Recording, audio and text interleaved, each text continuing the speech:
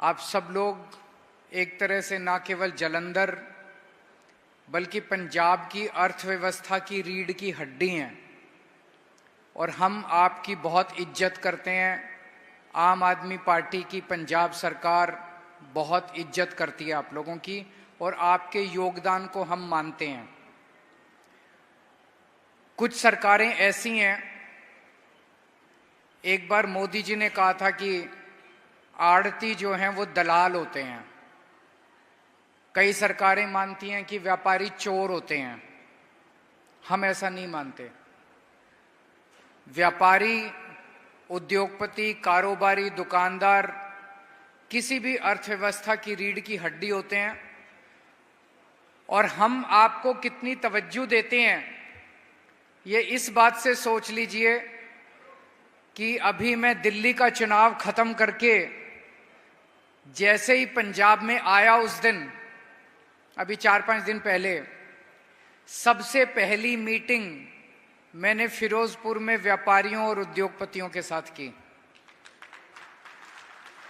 इस टाइम जितने भी दूसरी पार्टियों के नेता हैं वो बड़ी बड़ी रैलियां, रोड शो, सभाएं करने में लगे हुए हैं। हम वो भी कर रहे हैं, लेकिन हर रोज मैं जिस शहर में होता हूं सबसे पहले अपना दिन शुरू करता हूं उस शहर के व्यापारियों और उद्योगपतियों से मुलाकात करने के बाद मैं बाकी लोगों से मिलने के लिए जाता हूं। तो आप लोग हमारे लिए बहुत इंपॉर्टेंट हैं। आप हमारे नौजवानों को रोजगार देते हैं, आप सरकार को टैक्स देते हैं, उसी से देश चलता है, उसी से राज्य चलता है। ये मेरी आपके साथ पहली मुलाकात नहीं है। पिछले 2 साल में मैं कई बार आया हूं आपके बीच में और मुझे याद है पिछले साल मैं और भगवंत मान साहब हम दोनों आए थे, सारे अफसरों को, चीफ सेक्रेटरी को, सबको लेके आप लोगों के बीच में। आपने जितने काम लिखवाए थे उनमें से कई सारे काम हो गए, कई सारे काम चल रहे हैं, कुछ काम अभी होने बाकी हैं, उस पे काम चल रहा है। लेकिन ये तो जिंदगी है। उस वक्त आपने मान लो 100 काम लिखाए थे, ऐसा नहीं कि वो 100 ही होंगे, अब आज 100 और नए काम पैदा हो गए होंगे। तो ये रिश्ता है हम लोगों का आपके साथ। ये जो रिश्ता बना है ये रिश्ता अब जिंदगी भर चलेगा, लंबा रिश्ता चलेगा आप लोगों के साथ। आप लोगों ने 2 साल पहले हमें भारी बहुमत से जिताया था, ऐतिहासिक बहुमत। पंजाब के इतिहास में 117 में से 92 सीट आज तक कभी किसी पार्टी को पंजाब के लोगों ने नहीं दी। हम अपने आप को बहुत सौभाग्यशाली समझते हैं कि आप लोगों का हमें इतना प्यार और इतना विश्वास मिला है अभी तक। और भगवान से प्रार्थना करता हूं कि हम ऐसा अच्छा काम करते रहें ताकि आपका ये प्यार और विश्वास हमेशा बना रहे, इसमें कभी कुछ कमी ना आए, ये बढ़ता जाए और बढ़ता जाए और बढ़ता जाए। पिछले 2 साल में एक चीज तो आपने देखी होगी, हमने कई काम शुरू किए, कई काम कर दिए, लेकिन 75 साल में जो सारा मामला खराब होने लगा था, कोई सेक्टर उठा के देख लो, बिजली खराब थी, सड़कें खराब थी, पानी खराब था, अस्पताल खराब थे, सब कुछ खराब था। लूट मचा रखी थी हमारे से पहले इन पार्टियों ने। अब वो जो उल्टी दिशा में सारी गंगा बह रही थी, अब उसकी दिशा बदलने लगी है, चीजें सही होने लगी हैं। बिजली फ्री हो गई कि नहीं हो गई सबके घर के लोगों की? किस किस की बिजली फ्री हो गई, जरा हाथ खड़ा करके बता दो। बिजली फ्री हो गई। हमारे से पहले वाली सरकारें कहती थी घाटे में चल रहा है, घाटे में चल रहा है, पैसा नहीं है। इतना लूट के गए हैं ये लोग, मैं बता नहीं सकता, लेकिन फिर भी हमने पैसे बचा बचा के, भ्रष्टाचार खत्म कर करके पैसे बचा बचा के आपकी बिजली फ्री कर दी। अब मोहल्ला क्लिनिक बन रहे हैं। आप में से कुछ लोगों ने देखे मोहल्ला क्लिनिक? कब सुना है आप लोगों ने? आम आदमी क्लिनिक जगह जगह अच्छे हैं कि नहीं है? बहुत बढ़िया मोहल्ला क्लिनिक। दवाइयां फ्री, उसमें डॉक्टर फ्री, इलाज फ्री, शानदार मोहल्ला क्लिनिक बन रहे हैं। कई जगह बन गए हैं, कई जगह अभी और बन रहे हैं। उसी तरह से स्कूल अच्छे होने लग गए, सरकारी स्कूल शानदार कर रहे हैं। कई स्कूल कर दिए, अभी 20,000 स्कूल हैं पंजाब में, सारे स्कूल कर देंगे। टाइम लगेगा थोड़ा सा। बच्चों को नौकरियां देनी शुरू करी हैं। 50,000 के करीब बच्चों को सरकारी नौकरियां, नई सरकारी नौकरियां मिली हैं। ये छोटी बात नहीं है 2 साल के अंदर। सबसे बड़ी बात है, अभी तक जो सरकारी नौकरियां मिलती थी उसके लिए या तो रिश्वत देनी पड़ती थी या सिफारिशी अपने अपने लोगों को देते थे। एक भी नौकरी सिफारिश से नहीं दी है, एक भी नौकरी रिश्वत लेके नहीं दी है। किसी बच्चे से पूछ लो, सारी नौकरियां मेरिट पे ईमानदारी के साथ गरीबों के बच्चों को, मेरिट वाले बच्चों को, जिसका हक था उन बच्चों को मिली है। पहली बार ये हो रहा है पंजाब के अंदर। जो बच्चे टंकियों पे चढ़े रहते थे उनको पक्का करने का काम किया है। बहुत सारे काम किए हैं हम लोगों ने। लेकिन आज मैं आप लोगों से कुछ मांगने के लिए आया हूं। हमेशा मैं मांगता ही हूं, छोटा भाई हूं आप लोगों का, तो छोटे भाई का तो फर्ज बनता है बड़े भाई से मांगने का, कभी भी मांग सकता है। तो आज मैं आप लोगों से मांगने के लिए आया हूं। ये केंद्र सरकार बनाने का चुनाव है। पंजाब में 13 सीट है। 13 सीट कम नहीं होती। अगर आप 3 सीट इस पार्टी को, 4 सीट उस पार्टी को, 2 सीट इस पार्टी को दे दोगे तो रायता सा फैल जाएगा, कुछ मजा नहीं आएगा। ये 13 की 13 सीट आप आम आदमी पार्टी को दे दो। जैसे आपने 117 में से 92 सीट दी थी। आप पता है केंद्र के अंदर आज जो सरकार बैठी है कितनी गुंडागर्दी मचा रखी है इन लोगों ने। जिसकी मर्जी सरकार तोड़ देते हैं, जिसकी मर्जी सरकार तोड़ देते हैं। अभी 2 दिन पहले अमित शाह जी आए थे लुधियाना, धमकी दे के गए हैं। सुना आप लोगों ने, देखा वीडियो अमित शाह जी? पता है आप लोगों को, किस किस को पता है अमित शाह जी क्या बोल के गए थे? लुधियाना में धमकी दे के गए हैं 4 जून के बाद पंजाबियों, जो सरकार आप लोगों ने चुन के पंजाब में बनाई है, 4 जून के बाद उस सरकार को खत्म कर देंगे। भगवंत मान को, आपके मुख्यमंत्री को हटा देंगे। ये तो गुंडागर्दी है यार। ये मतलब आज तक कभी किसी गृह मंत्री को देखा खुलेआम किसी राज्य के अंदर जाके देश का गृह मंत्री गुंडों वाली बात कर रहा है कि 4 जून के बाद मैं तुम्हारी सरकार गिरा दूंगा? अरे कैसे गिरा देगा यार? 117 में से 92 सीट दी है। ये तो शुक्र है आप लोगों का, शुक्र है वाहेगुरु जी का कि 117 में से 92 सीट दी। 117 में से 60 सीट दी होती, अभी तक गिराई दी होती इन लोगों ने। आपने 92 सीट दी, फिर भी इनकी इतनी हिम्मत हो गई आके धमकी देके जाने की। मैं अमित शाह जी को कहना चाहता हूं, अमित शाह जी, पंजाबियों का दिल बहुत बड़ा होता है। आप प्यार से मांग लेते, 1 आध सीट दे भी देते।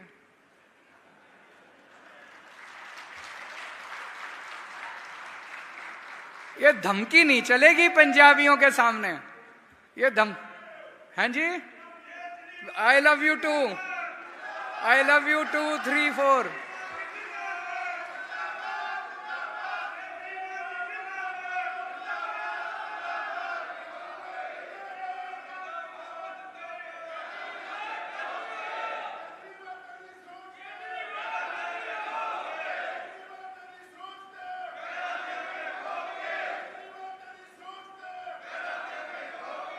तो ये गुंडागर्दी नहीं चलेगी पंजाबियों के सामने। तुमने चैलेंज किया है पंजाबियों को, 3 करोड़ पंजाबी। अब देखना 1 तारीख को तुम्हारा क्या हाल करते हैं पंजाब के 3 करोड़ पंजाबी।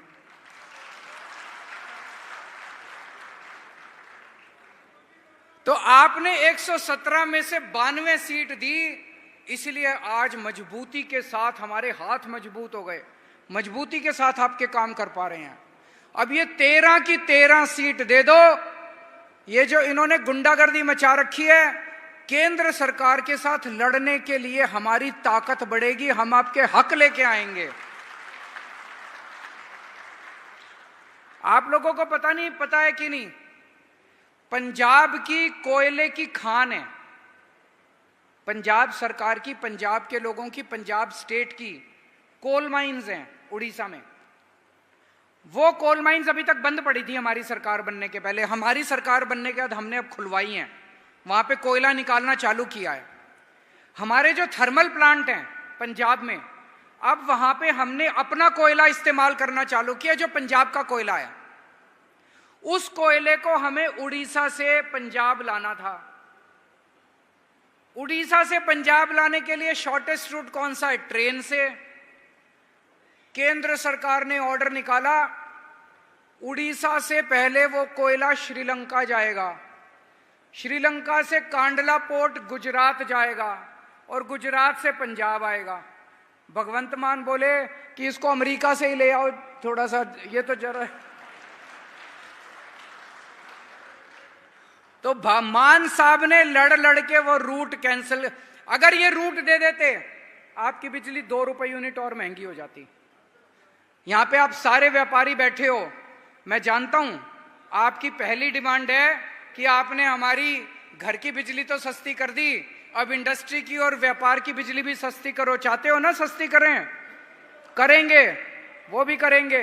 लेकिन अगर ये आप सोच के देखो, उड़ीसा से श्रीलंका और श्रीलंका से कांडला और कांडला से पंजाब लेके आते, 2 रुपए यूनिट महंगे हो जाते। मान साहब ने लड़ लड़ के ये कैंसिल कराया और सीधे अब कोयला आ रहा है, इन्होंने ट्रेन दी। लेकिन आज अकेले मान साहब लड़ रहे हैं। एक आदमी कितनी बार लड़ेगा? किस किस से लड़ेगा? रोज गवर्नर आपके जो बिल पास होते हैं, बिल लेके बैठ जाता है, साइन ही नहीं करता। तो ये 13 एमपी अगर दोगे, ये 13 एमपी मान साहब के हाथ बनेंगे, 13 हाथ बनेंगे। और उनसे लड़ने के लिए अगली बार केंद्र सरकार कुछ करेगी, उसके मंत्री के घर के अंदर घुस के बैठ जाएंगे। जब तक वो फाइल साइन नहीं करेगा आपकी, तब तक नहीं है कि नहीं टीनू जी? टीनू, पंजाब के लोगों के हक के लिए लड़ना है तो ये मंत्रियों के घर के अंदर जाके बैठ जाएंगे। जब तक आपका हक लेके नहीं आएंगे, तब तक ये वहां से नहीं उठेंगे। हमारी आंदोलन वाली पार्टी है, क्रांतिकारी पार्टी है। हैं जी? बिल्कुल। तो ये ऐसे मत कर देना कि 13 में 4 इस पार्टी को, 2 इस पार्टी को, 3 इस पार्टी। 13 की 13 सीट से ये एक भी कम नहीं चलेगी। और पिछले सारे, जब पिछले 5 साल में, 10 साल में जितने एमपी बनाए आपने देखे? कभी एक एमपी ने लोकसभा में पंजाब की आवाज उठाई? किसी ने आवाज नहीं उठाई। आप जिता के भेजते हो, लोकसभा में जाते हैं, सारे अपनी अपनी सेटिंग करने में लग जाते हैं। इसकी उसने सेटिंग कर ली, उसकी उस पार्टी से सेटिंग हो गई, इसकी इस मंत्री से सेटिंग, सारे अपनी सेटिंग, अपना धंधा, लोकसभा में बैठ के अपना धंधा चलाते हैं। ये हमारे 13 के 13 आपके लिए काम करेंगे। मैं नजर रखूंगा, मान साहब नजर रखेंगे इनके ऊपर। इन्होंने पूरी गुंडागर्दी, इन्होंने मेरे को गिरफ्तार कर लिया। कहते हैं केजरीवाल भ्रष्टाचारी है। लोग कह रहे हैं जी अगर केजरीवाल भ्रष्टाचारी है तो दुनिया में ईमानदार कोई नहीं है। कहते हैं केजरीवाल ने 100 करोड़ का भ्रष्टाचार करा, 100 करोड़ रिश्वत ली। मैंने उनसे पूछा 100 करोड़ अगर रिश्वत ली, वो कहीं तो मिलेगा? 500 जगह रेड मार ली तुम लोगों ने, एक नया पैसा नहीं मिला, हवा में गायब हो गया क्या 100 करोड़? कहीं कोई कैश मिलेगा, कहीं लॉकर, कहीं बैंक में मिलेगा, कहीं ज्वेलरी मिलेगी, कहीं कुछ नहीं मिला। अभी आपने पता नहीं देखा कि नहीं देखा, इंडिया टीवी वाले रजत शर्मा ने प्रधानमंत्री जी का इंटरव्यू करा, आपकी अदालत। उसमें प्रधानमंत्री जी से पूछा कि केजरीवाल कह रहा है कि आपके पास उसके खिलाफ कोई सबूत नहीं है, कोई रिकवरी नहीं है। पूरे देश के सामने प्रधानमंत्री जी ने कहा कि हमारे पास सबूत इसलिए नहीं है, रिकवरी इसलिए नहीं है क्योंकि केजरीवाल अनुभवी चोर है। पूरे देश के सामने प्रधानमंत्री कबूल कर रहे हैं कि पूरा मामला फर्जी है, कोई सबूत नहीं है, कोई। तो क्यों गिरफ्तार किया? 16 मार्च को इलेक्शन कमीशन ने चुनाव डिक्लेयर किए, 21 मार्च को मेरे को गिरफ्तार कर लिया। वो नहीं चाहते थे कि मैं पूरे देश में घूम घूम के प्रचार करूं, भाषण दूं। उनको डर लग रहा था केजरीवाल पूरे देश में घूम गया, हमारी 10-15 सीट कम कर देगा, इसको अंदर करो। उन्होंने मेरे को अंदर कर दिया। लेकिन भला हो सुप्रीम कोर्ट का, सुप्रीम कोर्ट ने भी कहा जा केजरीवाल जा, खूब प्रचार कर। और मेरे को 21 दिन की मोहलत दे दी, मैं आप लोगों के बीच में आ गया।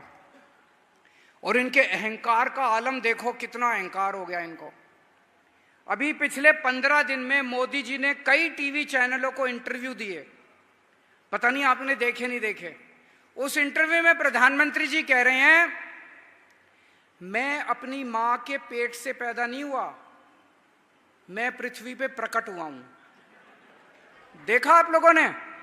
किस किस ने देखा? जरा से हाथ खड़े। कहते हैं मैं पृथ्वी पे प्रकट हुआ हूं, मैं भगवान का अवतार हूं। आप में से कौन कौन मांगता है कि मोदी जी भगवान के अवतार हैं? ये क्या हो गया इन लोगों को? संबित पात्रा कहता है भगवान जगन्नाथ मोदी जी के भक्त हैं। नड्डा साहब कहते हैं मोदी जी देवताओं के देवता हैं। पूरे देश में महंगाई हो रही है, इतनी बेरोजगारी हो रही है, उसकी कोई चिंता नहीं है इन लोगों को। जनता का घर चलाना मुश्किल हो रहा है, उसकी कोई चिंता नहीं है इन लोगों को। ये पता नहीं कौन सी दुनिया में भगवान कह रहे हैं मैं भगवान का अवतार हूं। हम रामचंद्र जी को मानते हैं, हम कृष्ण जी को मानते हैं, हम हनुमान जी को मानते हैं, हम शिव जी को मानते हैं, हम वाहेगुरु को मानते हैं। मोदी जी को भगवान नहीं मान सकते हम लोग।